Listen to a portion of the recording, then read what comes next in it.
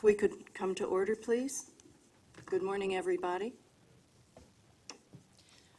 We have two public speakers. The first speaker is Mr. Orrin Getz.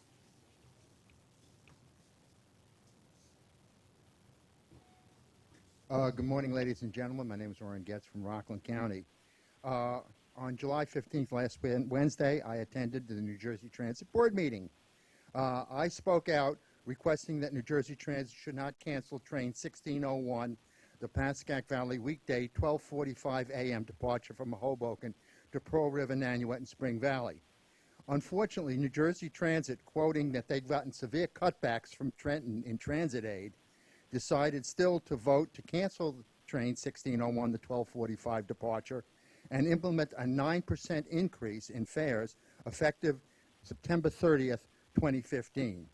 Since Rockland County already gets shortchanged by the MTA, now it'll even get more shortchanged as a result of this train cancellation. We only get 62% of the money that comes in from Rockland County goes back to Rockland County in services.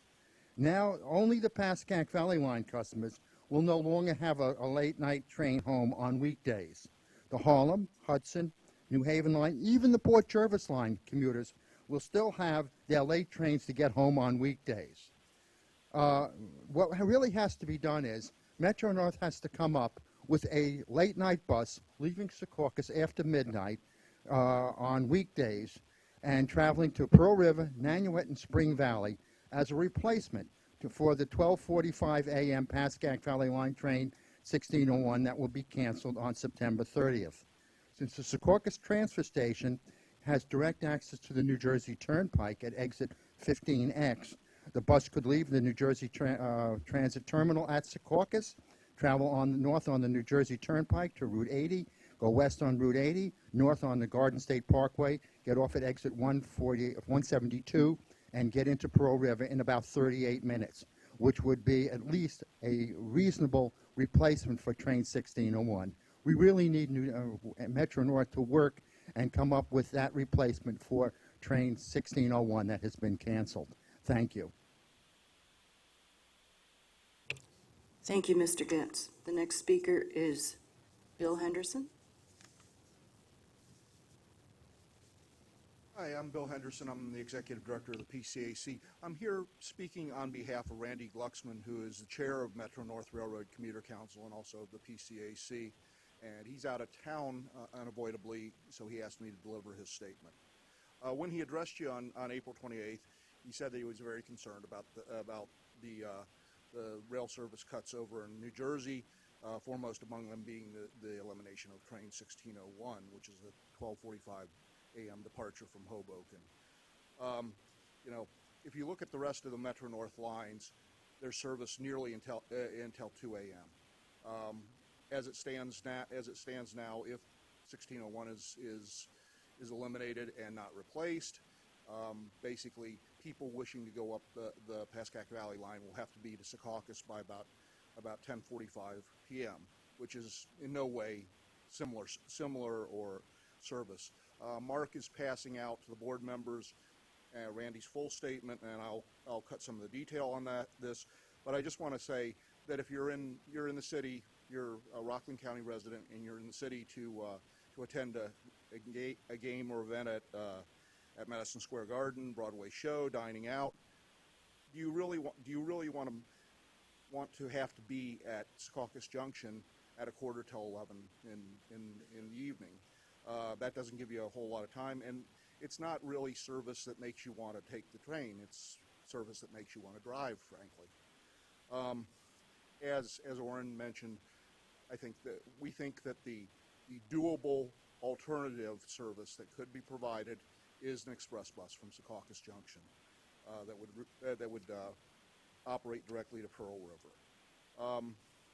Because New Jersey Transit is looking to cancel train 1601 effective September 30th, time is of the essence to do this.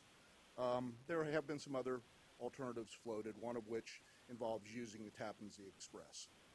However, if someone were to try to duplicate train 1601 with the Tappan Zee Express, You would have to take the last connection, which would be the 11:47 train from Grand Central, arrive at Terrytown at 12:32, and then wait 20 minutes for the next Tappan Zee Express. Even if you could do that, all you could do is get to Spring Valley. The Tappan Zee Express doesn't serve the other two New York stations on the Pascack Valley line. Randy has been employed in the transit field for 40 years. He said he's not generally in favor of replacing train service with a bus, but in this case, seems to be the only economically feasible alternative. The Pascack Valley line has only 18 inbound trains and 19 outbound trains, and with the elimination of 1601, it'll be 18 outbound trains. It's already underserved with rail, and our request is that you act on the Secaucus-Rockland Express proposal and do it in time to replace 1601 before it is eliminated on September 30th. Thank you. Thank you, Mr. Henderson. I'm sitting in for Chairman Sador. He will be back with us in September. May I have a motion? Second?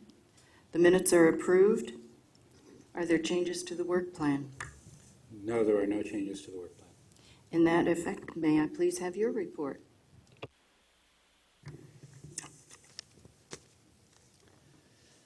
In terms of Metro North service reliability, in June, our service reliability continued to improve with system-wide performance operating at 94%.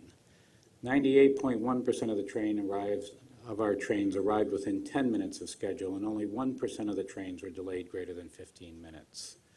The AM and PM peak service continues to operate reliably, and weekend performance operated slightly above 95%. Infrastructure constraints contributed 45% of the train delay minutes, but were reduced 25% from May. West of Hudson operated at 97.6% for the month of May, and our fleet availability was good, with consist compliance of 99.6%, and our fleet mean distance between failures in May operated above the goal. In terms of our customer satisfaction, overall complaints are down 47% since January and have been on a continual decline despite a slight uptick last month as compared to May. Complaints about late or canceled trains have gone down 76% since January. In June, ridership. Total June ridership increased 0.9% versus June 2014 and was 1.1% below the forecast. In June, rail commutation ridership increased 1.7%, non-commutation 0.3%. Managed connecting service ridership increased by 5.5%. Ridership increased 7.5% on the Hudson Rail Link and 3.5% on the Haverstraw-Ossining Ferry, but decreased 1.2% on the Newburgh Beacon Ferry. Actual West of Hudson ridership data for June is not yet available from New Jersey Transit. Year-to-date total ridership is 1.3% above 2014 and unchanged versus forecast. I want to talk to you about the Devon Movable Bridge work. The northern span of the Devon Movable Bridge was returned to service this morning. This bridge was built in 1904 and carries the New Haven line over the Housatonic River between Stratford and Milford and has two independent spans that roll open to allow marine traffic to pass underneath. On Wednesday morning, July 1st, the span that carries the 1 and 3 track became stuck in the open position following a scheduled overnight test. As a result, customers traveling through the area experienced scattered rush hour delays of 15 minutes since only the southern span of the bridge, which carries Metro North's tracks 2 and 4, remained in service, and trains could only operate at 15 miles an hour. Shortly after the incident, personnel from Metro North Railroad and from the Connecticut Department of Transportation, including myself and Jim Redeker, arrived at the bridge to assess the nature of the damage and identify what repairs needed to be done to firmly close and lock the span. The Connecticut Department of Transportation issued an emergency declaration that enables contractors and Metro North personnel to expedite repairs to the bridge. And while the work was underway, all trains used the southern span of the bridge. The northern span was successfully closed the following day, which allowed the southern span to resume operations at the normal 45 miles per hour. It still meant we were trying to do a 4-track operation on 2 tracks. The northern span was inspected and repairs followed, and the cause remains under investigation. As you will recall, back in May, the Connecticut Department of Transportation and Metro-North began work on the Devon Bridge involving steel repairs, a new wooden deck, new miter rails on the Track 3 span. Its completion by early November is a prerequisite to the next and final phase of Connecticut DOT's overhead catenary and wire replacement project. The steel repair and track project was delayed by approximately 1 week due to the failure. In order to get the project back on schedule, Track 1 remained out of service until today with minimal impacts on service. I thank Metro-North and Connecticut DOT forces for all their efforts in addressing this incident and making the necessary repairs to the bridge. In terms of our MWBE outreach event, on Thursday, July 30th, Metro-North and the MTA's Department of Diversity and Civil Rights, DDCR, have teamed up with the joint venture firms of Skanska Echo 3 for an outreach event to be held in Tarrytown for minority and women-owned business enterprises. The purpose of this event is to inform prospective firms of subcontracting opportunities for the Croton-Harmon shop replacement project. Extensive outreach to business community has been done by this joint venture, Metro-North, and MTA staff in advance of this event. In November 2014, the board approved the joint venture of Skanska Echo 3 contract totaling $245 million as part of the 2010-2014 MTA capital program. MTA's DDCR established a 10% minority business enterprise and a 10% women business enterprise participation goal for this capital project. The project will design and construct the first stage of the complete replacement of the current main shop along with the new EMU, electric multiple unit annex building, both within Croton-Harmon, New York campus that is dedicated to maintaining Metro-North's rail fleet. The current shop was built in 1909, expanded in 1928, and is still in use over 100 years later. And on a personal note, this is a project that began before I left Metro-North in 1998, and it'll be good to see it come to a conclusion at some point. In response to New Jersey Transit's decision to eliminate the Pascack Valley Line Train 1601, the 12:45 a.m. departure from Hoboken. First off, I want you to know that I've been in constant communication with Ronnie Hakem. New Jersey Transit proposed and has now approved the elimination of the Pascack Valley Line, Train 1601, the 12:45 a.m. weekday morning departure, impacting approximately 17 New York customers. Metro-North understands that an elimination of the train, which costs $640,000 a year to operate, will create difficulties for Rockland County residents who depend on late-night service following either work or entertainment in New York City. That is why MTA and Metro-North have actively discussed this proposal with New Jersey Transit to determine what options would be available to minimize inconvenience for our customers now that New Jersey Transit has decided to eliminate the train. As a result of these discussions, New Jersey Transit has agreed to the following. The train will continue to operate at 12:45 a.m. on Saturday and Sunday mornings. New Jersey Transit is also looking at moving the departure of the second-to-last train, Train 1647, to a later time than the 10:42 p.m. departure from Hoboken to help bridge the gap in service for customers traveling late night out of New York City during the week. Late-night alternative service is also available to Spring Valley and Nanuet via Metro-North's Hudson Line connecting to the Tappan Zee Express bus at Tarrytown. This service links with the 1147 Hudson Line departure from Grand Central. In addition, Metro-North plans to extend the popular one-year pilot of reduced parking fees for West of Hudson customers beyond November 1st, 2015. The Metro-North funded rebate program will continue at least another year and provides West of Hudson customers who pay the $235 annual parking permit a rebate of $215 from Metro-North. The program reduces the annual parking cost to $20. We are also looking at the possibility of Coach USA operating a bus to Spring Valley that departs the Port Authority bus terminal at 12:15 a.m., and I'll be happy to come back to the board when we have more information on this. Any other questions? I'd like to point out that the outreach events conducted by Metro North and the other agencies have been very successful and are helping us achieve our goals, so I encourage you to attend any that you can. No questions? In that case, may we have the safety report, Mr. Strini? The safety report is on pages 16 and 17 of your book. We continue to have some modest reductions in all categories of employee injuries and contractors. And also, we have, on page 18 is the enhanced safety action update. I'd be happy to answer any questions. Mr. Zuckerman. Mr. Strini, welcome. I know this is your first full meeting, I guess? Or is this Second. But Second. Who's counting? Well, Who's counting? who's counting, exactly? Well, you came back for the second one, so that's a good thing. Can you just give us a little more detail on the NTSB recommendations? I find this statement to be generally very vague and unclear about what, in fact, where we are. It just says we will continue to implement them and work with them to close out each of them, which is clearly factual, but that's not terribly helpful. So could you just give us maybe a slightly one level below that? Sure.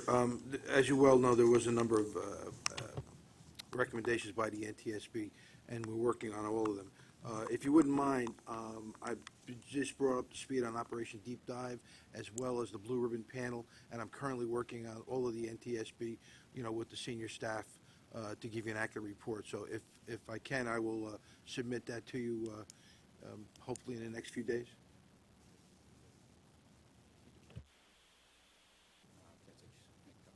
Yes, Mr. Kesich. Yeah, only to add on to what Mr. Strini stated about the reports, both from the NTSB and the Blue Ribbon Panel. Almost all of the recommendations with regards to train operations have been implemented in 2014 and 2015. The two remaining areas that we still need to work on are the areas of improving the quality and quantity of training within Metro North, as well as staffing up the new Office of System Safety. Joe previously was leading our investigative group, and he's now working with the rest of the Metro North team to basically establish the Office of System Safety that Ann Kirsch initiated last year, and those are the two major items open from the NTSB. Chuck, it would just be helpful going forward as we write this, just to, that's a great level of specificity. That's exactly what I needed, but this doesn't help. What's written here already. All right. Other questions? You raised a question for me only by your response. You said, other than the quantity and quality of trains. Training. Training, Oh, training. yes. Are you, in what respect is there a deficit there? John? I'll take it. If you remember, we came to the board with a request, and we had approved by the chairman that we could add more people. We separated the safety department out from the safety to the safety and from safety and security to the safety department and the security department. The MTA then also put on their lead on safety, and we also identified the key departments that needed the additional training and moved that training into the training department and add positions to the training department. Those were all the positions that they're talking about, and that's why when you look from the NTSB report, we have done everything operationally that they have asked for. We have also looked to enhance our involvement by adding to the management level and the training levels, and that's what the last two parts that have to be answered in that report. Other questions? Yes. I didn't want to let Joe off the hook, but can I go backwards?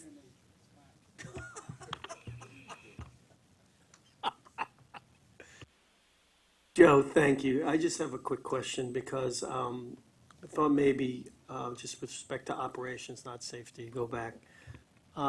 If you could just remind us of what the policy is for making announcements on board trains that are subject to mystery stops. In particular, there were a couple of trains that stopped for excessive periods of time, one for 45 minutes And as luck would have it, for you, I had a close family member on the train, so I know very much about this train. If there is, there was a problem, and, but what is the policy for letting people on board the train know so you keep calm and so people can use their cell phones to call people to make other arrangements on trains that are stopped because of good reason for longer than a couple minutes? First, I'm going to say to you again, please, whenever you have one of those, don't hesitate to call into the office, because we'd like to know that all of our crews are following up. We will generally, whenever there's an incident, come out with information that we want the conductors to relay to the train passengers. Sometimes it puts you in an awkward spot. I was actually on one recently that was 45 minutes, and it had to do with an incident that happened on the Harlem line that was a police matter. And at the same time that I was on the train, and every 5 minutes the conductor was announcing the latest in the information, which was it is still a police matter, waiting for clearance on the train. People that were on the train were getting data feeds that actually told them about an unfortunate incident with a trespasser. And at some point, I'm going to come back to the board and talk about, you try to be very, I guess politically correct is a nice way of saying it, but you give out information that relates to their commute and give out as much information as you can, but you'll also end up in a situation where people feel that you're being deliberately evasive by not giving additional information.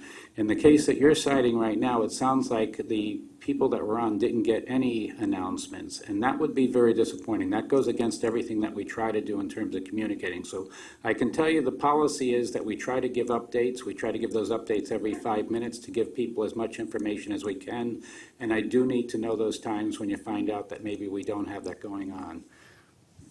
Good. Absolutely. Just to add on to what Joe stated, in addition to the PA announcements, the crews also are required to walk through the consist about every 15 minutes to ensure we have no customers in any level of distress. I do know regularly if we do have people in distress, MTA PD responds and local FDNY also respond to provide any assistance. But as Joe stated, the concept is to have regular announcements. Also, several years ago, we applied emergency water onto our consists, particularly when we have people stranded in high heat situations, and that's also available in a time of need. And again, the water isn't cold, it's basically tepid, but again, just to prevent dehydration. Thank you. Madam Chair, I know it's too early in the morning for a feeling of deja vu, but we've discussed this before. At this committee, offline, with you, with your predecessor, Joe. Here's the issue. Every time I hear one of these things, and they happen very infrequently, but when they do and you're stuck on one of them, you're annoyed. And multiply that by the number of our passengers who are similarly annoyed. We have been told, and I think correctly, that everyone is instructed to make these announcements. It's a fairly simple announcement, but not everybody got that memo, apparently. Is there to follow up then on Mr. Ballin's question, is there something that you're thinking of doing to make sure that everybody gets that memo and that instruction? With regards to the memo, I believe everyone's gotten the memo several times. The challenge we face is, we do have hundreds of conductors and train crews. A lot of them are sometimes new to the operation. We do regularly reinforce with our operations control center. They actually call the trains that happen to be stranded to remind them, to provide announcements, as well as provide them details as far as why they're stopped and what the projection for them to get moving is. When we do get complaints, either through our customer group or through various other folks, we do follow up with those crew members to ensure they understand the importance of announcements, and we do attempt to correct their behaviors in the future. And I'd like to point out, yes, you did bring it to my attention. That's why I did start with the fact that even as I've been riding on the trains, and sure, there are times they know that I'm on the train, so I can anticipate that I might get a few more announcements than if I wasn't on the train. But there's times they don't know that I'm out there, okay? And I am listening for that. And the reason that I, again, emphasize coming back to us with feedback on it, I'd like to think we've gotten a lot better at it. We do have the dispatcher's office reaching out with reminders to those trains. So occasionally this is going to happen, and we need to know that, because then we have two options. We can, if we feel that it's someone that it truly was accidental, we bring them in for some remedial training. We try to reinforce what we are looking for in terms of, customer satisfaction out there and customer service out there. And if it's someone that's a repeat offender, then we can take other actions, because then they're not meeting the criteria that we want going forward. Okay. That's a great answer too, thank you. The tandem approach of the walkthrough, if they're particularly long, combined with the announcements, plus a speaker could be broken in a car. But also, I love hearing how you just take the train and don't make a big deal of yourself, so you can observe what's really going on. That's wonderful. Thank you. Joe, you indicated that the dispatchers have the information when a train is delayed for an extended period of time. Would it serve a useful purpose to have, when that occurs, the dispatcher notify the conductor or the engineer, hey, did you send out a reminder to the folks? I'm going to answer it in two ways. One is that, yes, that's what we are doing right now. But the other thing to always bear in mind is that the dispatcher, depending on the nature, if it's a single train on an evening going back, it's very easy to keep tabs on this. When you've got a major issue, for example, the Devon Drawbridge, where you've got multiple trains hitting at the same time, they're also very involved, everybody in that office, with trying to come up with alternate routes, getting all the trains through. So I'm not trying to minimize the need to communicate. That's why we put it out to both the conductors and the dispatchers. But where at one time we thought the answer might be to have the dispatchers have the ability to make announcements straight to the train so they could make an announcement on the train, that has not proven to be the best method for getting this information out. So we're still working, I'll call it a work in progress, that we're still looking at multiple ways of addressing it. Other questions? No? In that case, Chief Cohen, would you please give us your police report?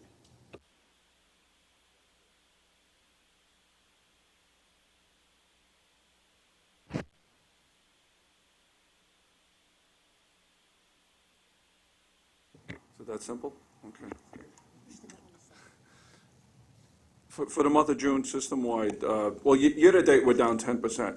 Metro North service area for the month of June, we were down 33%, 12 incidents compared to 18. Year-to-date, they are down 8%. We did have 5 robberies compared to 1 last year during the same time frame. They were all forced robberies. We made 1 arrest. 3 of those were iPhones, and none of those are related. The grade crossing enforcement is continuing. We issued year-to-date 452 summonses in the Metro North service area.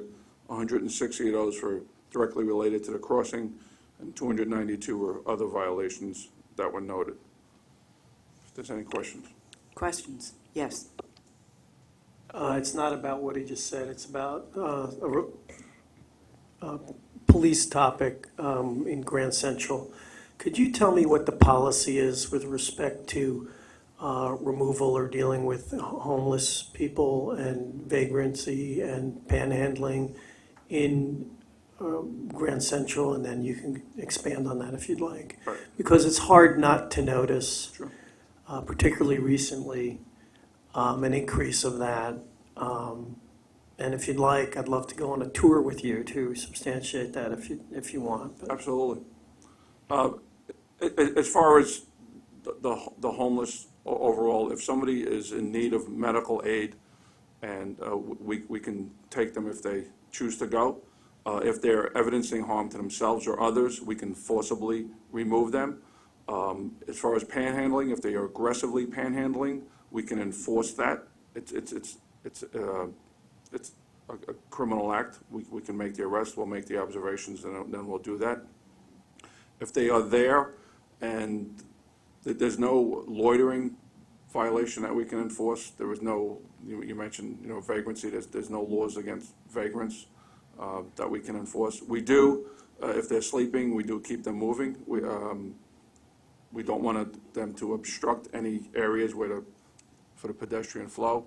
We work hand in hand with the BSC on a daily basis. We have homeless outreach initiatives that we work with them, and we also work with the NYPD, the Transit Bureau. It is a constant issue. We have done some modifications on our patrols with the bathroom checks and the different areas that we go. As you know, we do close Grand Central every night, and everybody is moved out, and then they go on to their shelters, and then at times during the day, then they come back. But it's a constant issue. We're on top of it, not only in Grand Central, but Penn Station, 125th Street, other areas as well. It's something that's a topic of every one of our meetings, when we meet with the commanders, and when the commanders meet with the lieutenants and sergeants and police officers. But is there something that's been done recently or that we could do, and maybe this is an unfair new issue brought in at the meeting, which I'm not trying to do, so we can talk about this at another point in time, but the increase is quite noticeable, and is there some change in the policy or increase in enforcement that can be undertaken to combat this increase in the situation, in the problem? Hey, John, we have put together a small working group that consists of PD, Chief Rabine has been part of it, Nancy Marshall is going to participate along with the folks from JLL. We're trying to come up with new ideas to be able to deal with this issue in the terminal. There has been a tremendous uptick in the terminal over the course of the past couple of months. You would normally expect it to go down after the cold weather months end, but it hasn't. It's gone up. So it's noticeable to us, it's noticeable to our customers. So we're actually, I think, meeting later on this week to try to come up with ideas. As Chief Cohn said, there are existing regulations. Actually, Metro North and Long Island have the same regulations with respect to conduct in the terminal, regulating certain behavior in bathrooms, that sort of thing. So you can ticket people for violations of the regulations, and they're actually in the NYCRR. But we're trying to come up with other ideas in terms of making the experience a little bit better for our customers. It's the final question, just a jurisdictional question, A and B. If someone is got multiple bags and just lying down, leaning against Grand Central but on the outside, is that at your jurisdiction or is that someone else's jurisdiction? We will perform perimeter patrols, but again, it really depends on where they are, and we'll make notifications either to the NYPD or who's ever with the appropriate agency, but we can take enforcement action. And then what about, I'll talk to you after the meeting, but what about at the very bottom of an escalator, but outside of where the entry point for the subway? Is that Grand Central or is that subway? If it's the bottom of the escalators, that's going to be transit, NYPD transit. Okay, and similar enforcement of noise and other type of disruptions to the commuter when it's at the bottom of the escalator and beyond? That's not you. If it's affecting the terminal, we can take action, and we would take action. And a noise violation is something we can take action on, depending on how loud it is. Okay, thank you. Mr. Mordler. Kathy, to what extent is the Department of Homeless Services of the City of New York involved in this process? And if not, why not? This is actually back when I was at MTA. We, in partnership with the city, actually stepped up our contribution. The MTA now stepped up its contribution to dealing with the homeless issue in the subway. So there's actually a very good partnership going on with the city right now with respect to the homeless population in the subway environment. We have an outside contractor in the GCT environment, BRC, and we've been working very aggressively with them in terms of trying to come up with ideas to better the terminal environment. So I would say our partnership with the city has actually been very good. In various parts of the city, particularly downtown area, Department of Homeless Services goes into those areas, particularly in the winter, and buses the people to various shelters and the like. To what extent can you get them, if they're not already involved, in doing something like that here? Seems to me it's a problem that the City of New York has as much as a problem that the MTA has. I could say that's done almost on a daily basis, and I feel very safe saying the homeless population that you see in Grand Central and at Penn, that those individuals have been contacted, they've been approached, and they've been asked, do you want to have shelter? Do you need medical aid, food, etc.? And many times they just outright refuse. When they do accept it, we will physically transport them to the location. So that's done, again, on a daily basis. Then once or twice weekly, we do joint operations with homeless outreach, with the NYPD and Penn. We do it with Amtrak. There's a terrible tension here between the rights of individuals to say no and the fact that you folks have done an absolutely magnificent, Herculean job in taking Grand Central Station and turning it, or terminal, into something that is a destination for tourists. It seems to me that the balance has to be kept in shape, and that the City of New York has a responsibility, which hopefully it is discharging, but we ought to remind it of it. Other discussion? Well, thank you for that. I think it was very good to air it. May we have your information items, please? The first information item, I'm going to turn over to Nancy Marshall from MTA Real Estate, who will provide highlights on the annual report, which is in the agenda. Nancy? Good morning. I hope you've all had a chance to take a look. Just some very brief overview. Net income increased from 2013 to 2014 by 13%. That's a nice sizable increase. We have some active new leasing going on, which is, in my mind, always very exciting, because whether it's an incumbent getting a new lease or a new tenant coming in, that's what keeps Grand Central fresh for the next 10 years. That's generally the length of leases that we engage in. All those new leases are done through an RFP process. One of the big highlights as well, which perhaps you picked up on, with all of the marketing efforts, some new, some year over year that we continue with, and things just seem to be on a very good roll.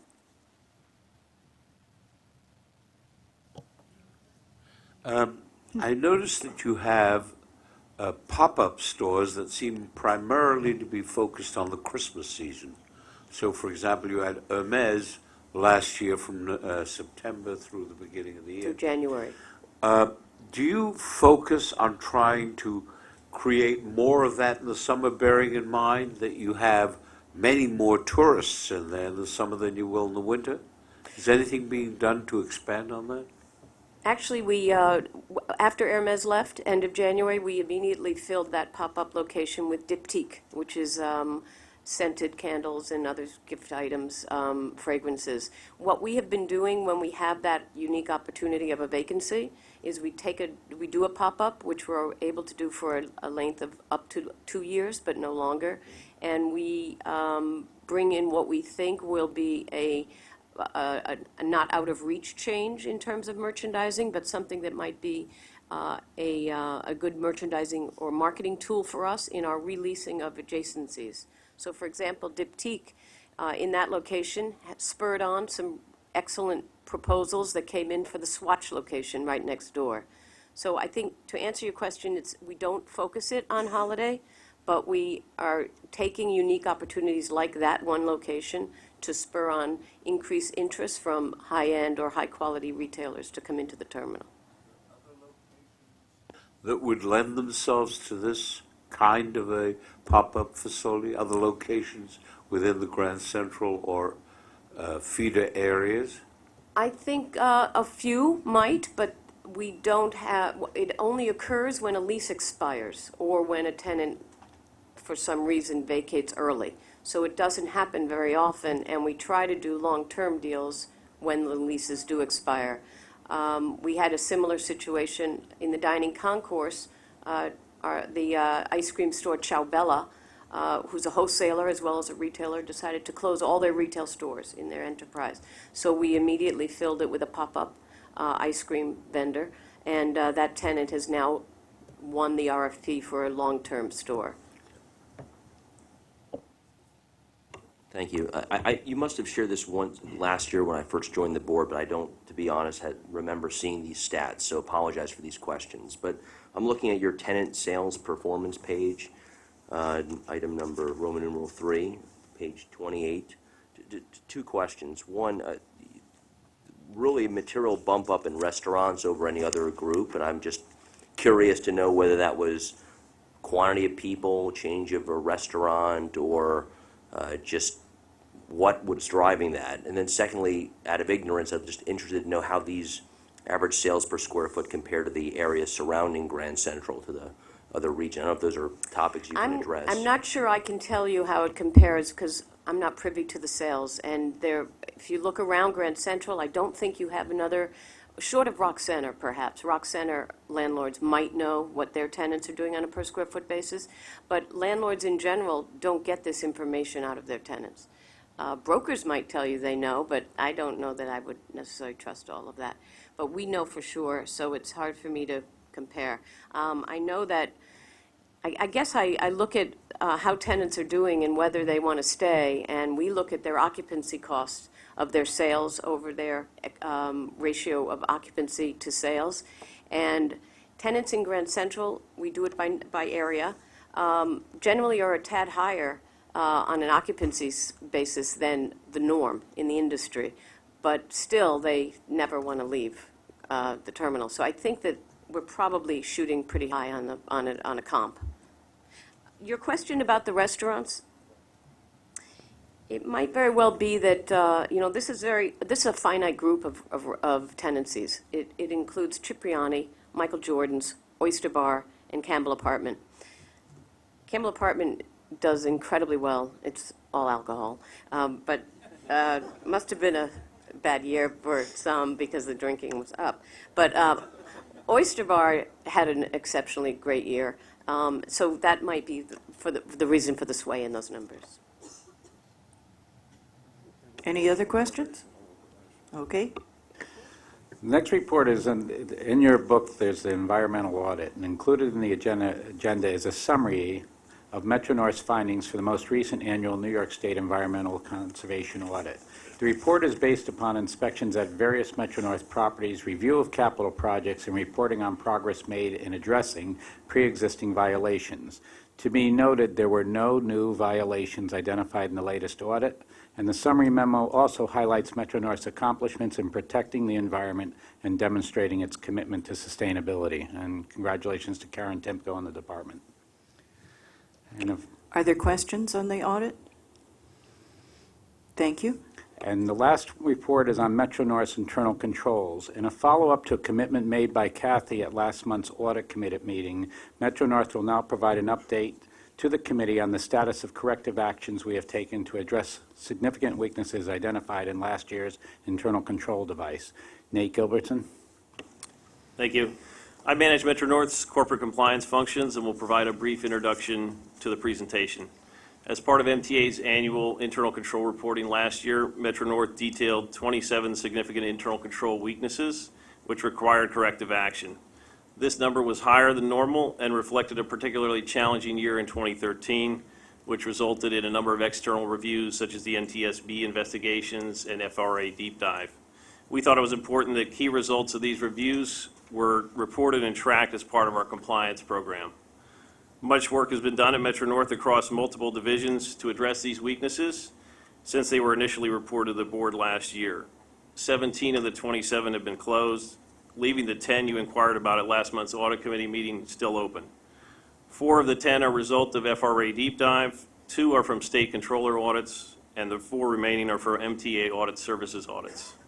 Now I'll turn it over to the subject matter experts on these 10 items who are here to walk you through the details and progress and answer any questions you may have. We're going to start with Mr. Kesich. Good morning again. I'm going to speak on the first 2 items. The first one is the management and monitoring of heating and diesel fuel. We have had historically a paper process to monitor receipt of petroleum products, both for locomotive diesel fuel and heating of facilities and stations across the property. Starting in 2013, unfortunately due to attrition, a majority of the people that worked in that paper process had retired, which basically generated the audit exceptions. Starting in late 2013 and early 2014, we began reestablishing the group that did this monitoring. Also implemented a more streamlined paper methodology to become recompliant with the requirements. So we currently are compliant with the audit recommendations.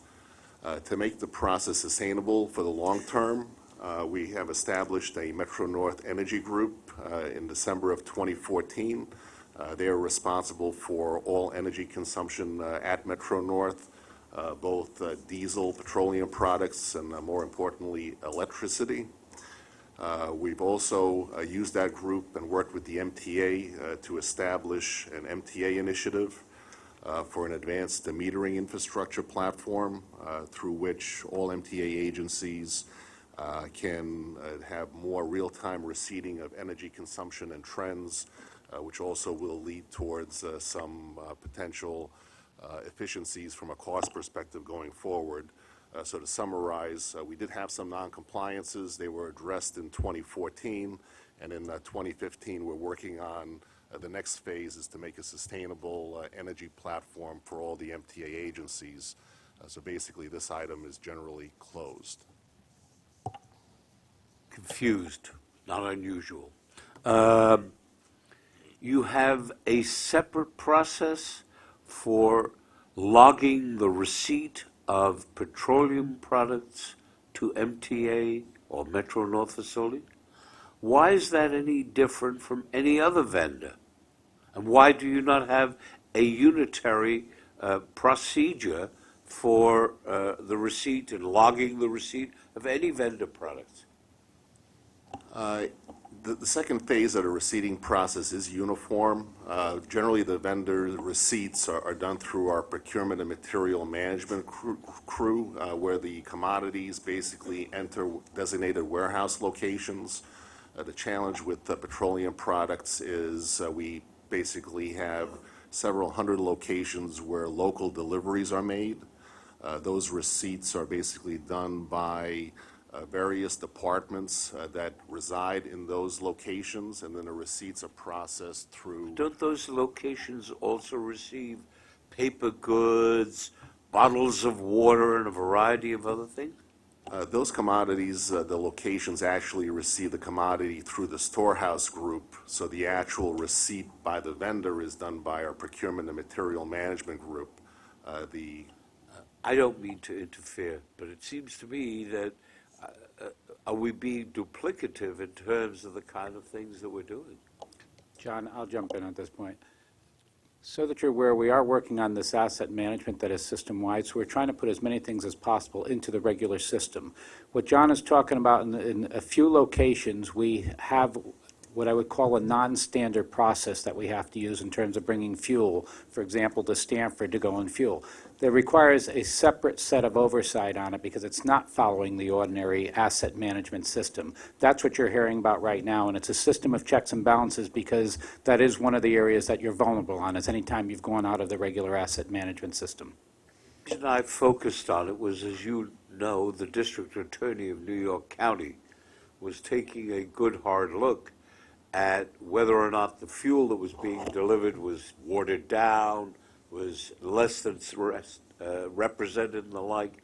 Are we, in this process, able to address that issue? With regards to fuel quality, we do regularly take fuel samples and send them out for analysis to ensure they meet the specifications of procurement.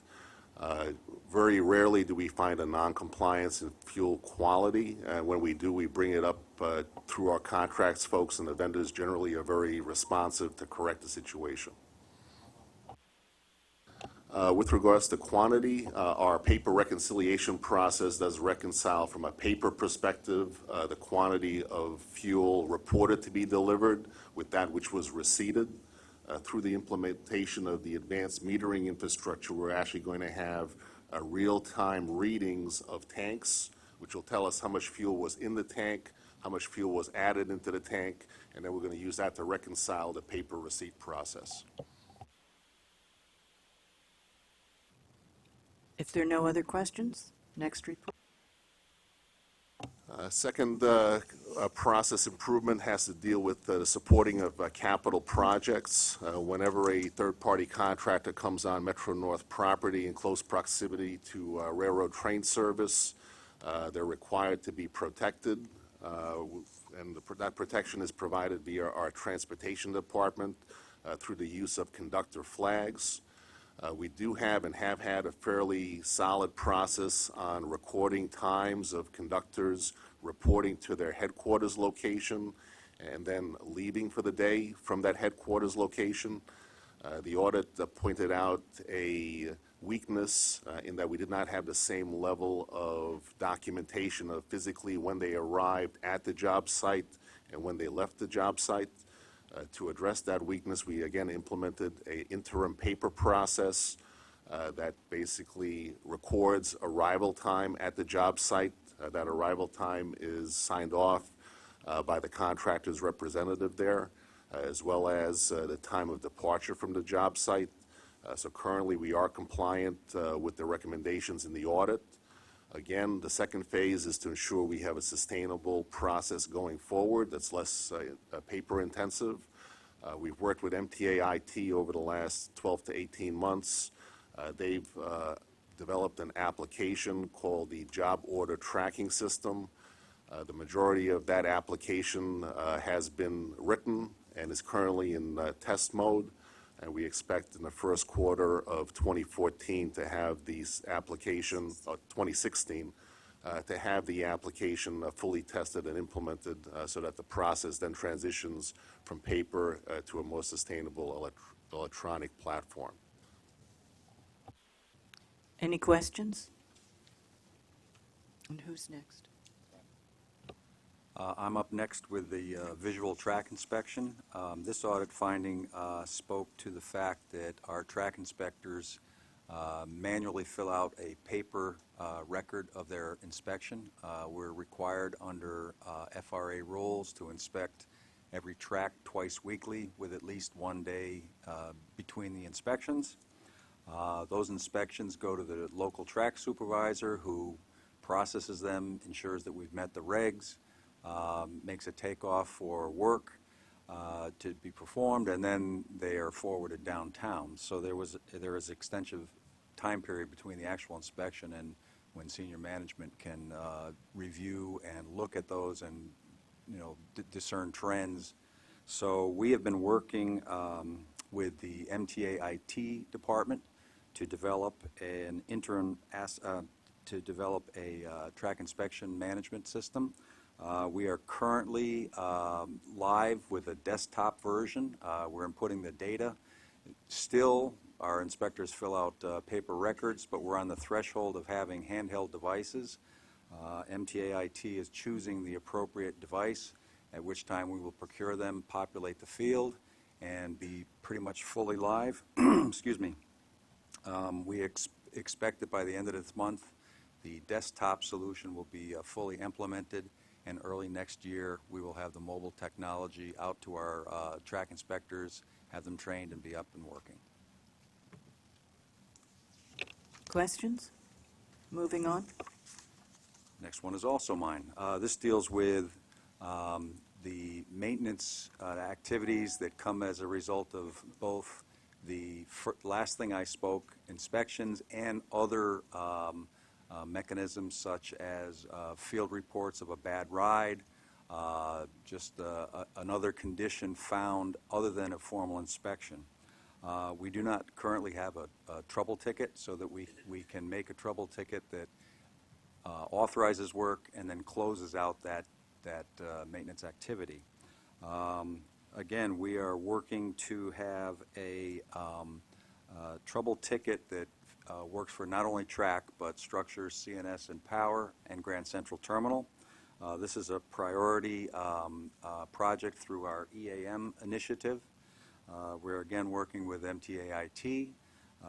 They're in the process of choosing a vendor. Or a consultant. We expect to have that sometime this fall, and to be up in action in advance of the full EAM system late next year.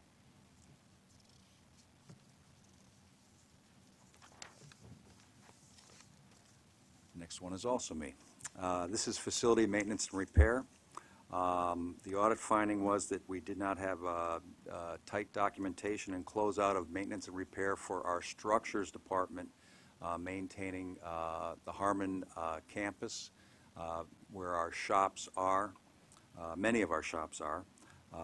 We have have a multi-pronged approach to this. We hired a new department head.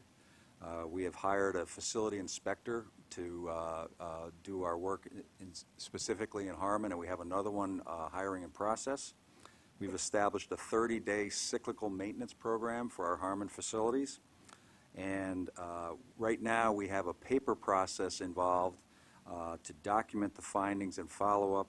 We're working with IT to modify an AMS system that doesn't quite truly meet our needs for this. We hope to have that done in the near term. And open issues are to get that AMS system upgraded, to have some additional staff. We have a number of new buildings. Actually, Joe spoke earlier about the Harmon shop process starting in the late 90s.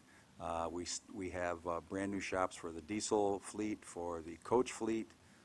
Soon we're going to have the MU shop, but we also have storage facilities, et cetera there.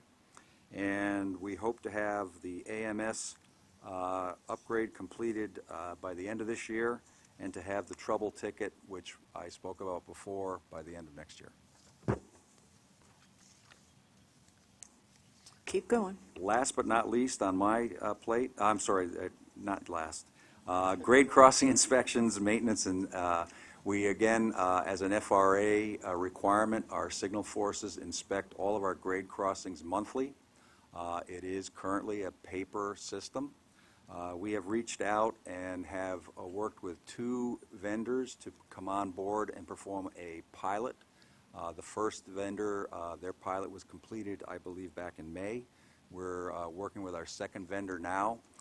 They provide handheld tablets, devices, which we have given to a number of our inspection teams, and we've been careful to try and get some young tech-savvy persons, as well as some crusty old technology-challenged folks like myself, so that we get a good test. The test for this second vendor should be done in the 4th quarter of this year.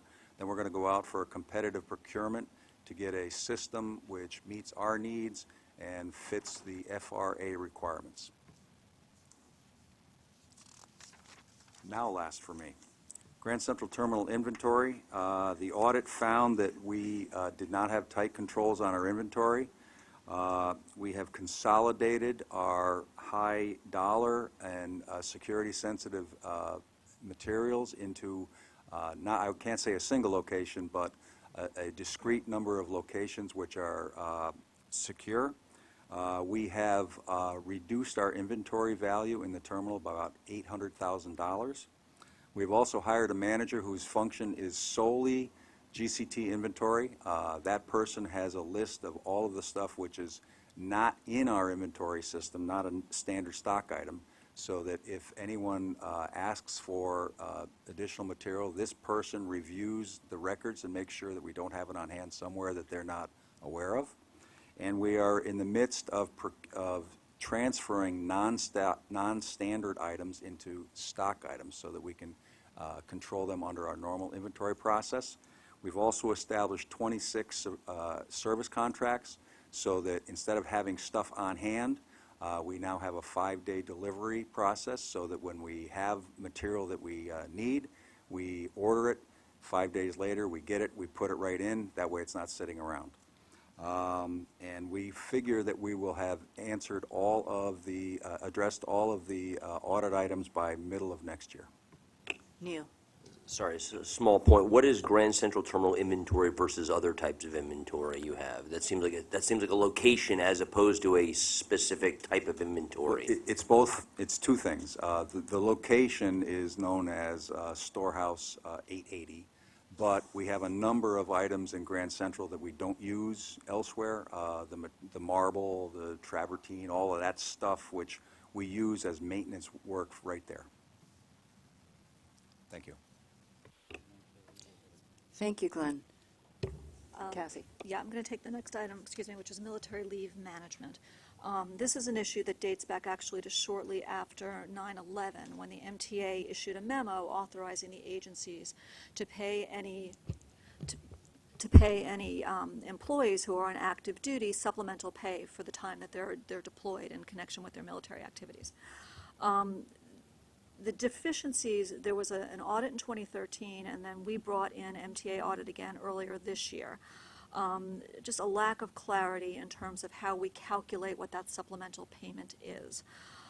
We just got the MTA audit report back earlier this month, and they affirmed that there was a deficiency in terms of how we calculated the amount of the payment.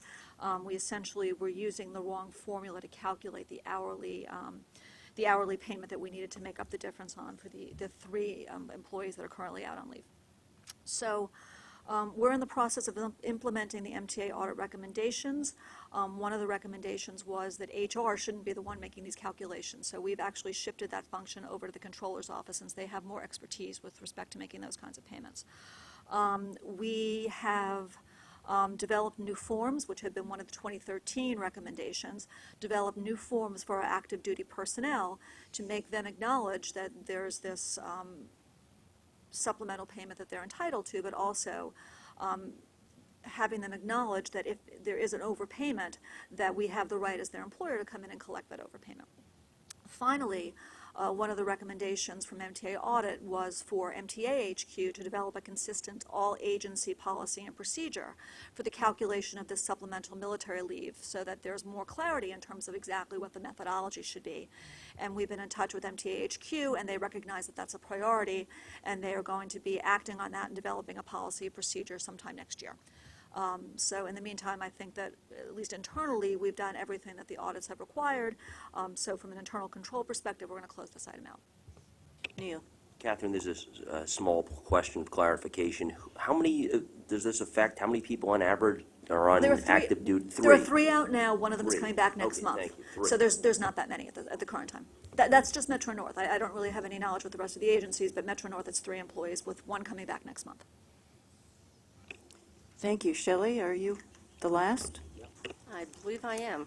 Good morning. I'm Shelley Prettyman, Senior Director of Training and Development, and the corrective action that I'm going to speak on is based on one of the directives from the FRA's deep dive review, and that is to improve the quality and consistency of training for the Operations Control Center employees.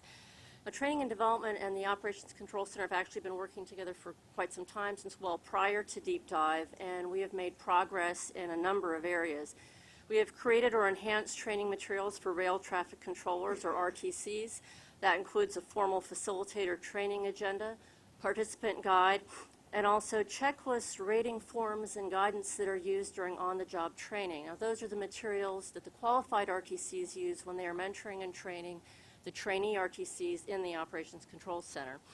Also in progress are an RTC manual, a more detailed facilitator guide, and physical characteristic study guides.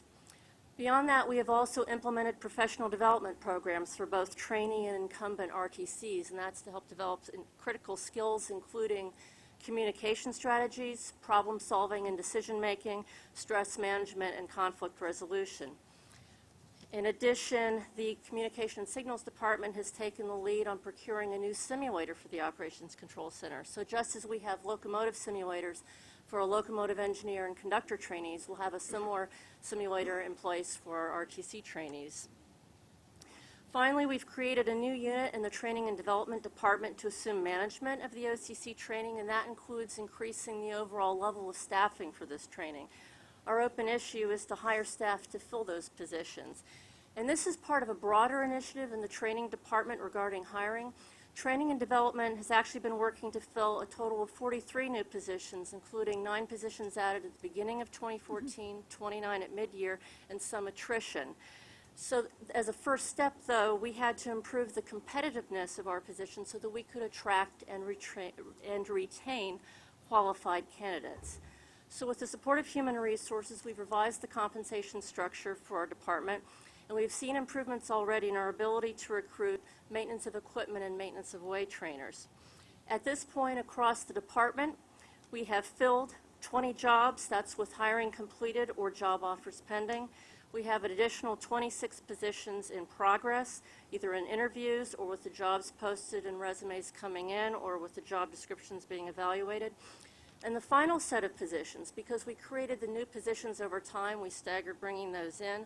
The final 10 are being created this month.